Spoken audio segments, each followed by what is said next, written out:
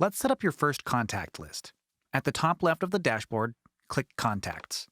This is your contact manager, where you can create lists, import contacts, and manage segments, custom fields, and tags. Click Create List. Give it a name. For our demo, let's go with Eco City Threads subscribers. Then click Create. Click Add Contacts.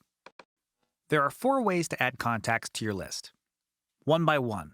This is best for manually adding a few contacts, but it's not ideal for large lists. From File. This is what we recommend. It's perfect if you have a spreadsheet or an exported contact list from another platform. With this, you can upload a file or paste manually if your file isn't compatible. You can also import via integration. If you use a tool that integrates with GetResponse, this is a great option. You can check the list of integrations with the GetResponse integrations link in the description below. The last import method is via sign-up form. This is useful for collecting new contacts from your website or landing page, but we'll cover this later. For this tutorial, we'll import a file. Click From File.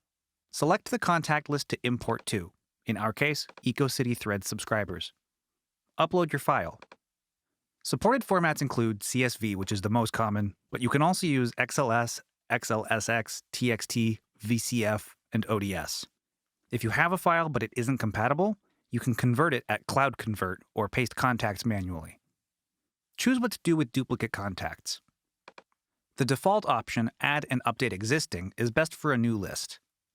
If you're importing into a list that already has contacts, select the appropriate option. Confirm you have permission to add these contacts. Then, click Next. Now, let's make sure your contact details are properly assigned. If any fields don't match, marked with a question mark icon, click the drop-down and select the correct field. If you need a custom field, click Add Custom Field. Name it, for example, something like job_title, in our case, and choose a data type, for example, text. If any fields aren't needed, select Don't Match to exclude them. When you're done, click Import. You'll see a message that the import is processing. Large lists may take a few hours, but most complete within minutes. Click OK Got It and wait for the import to finish.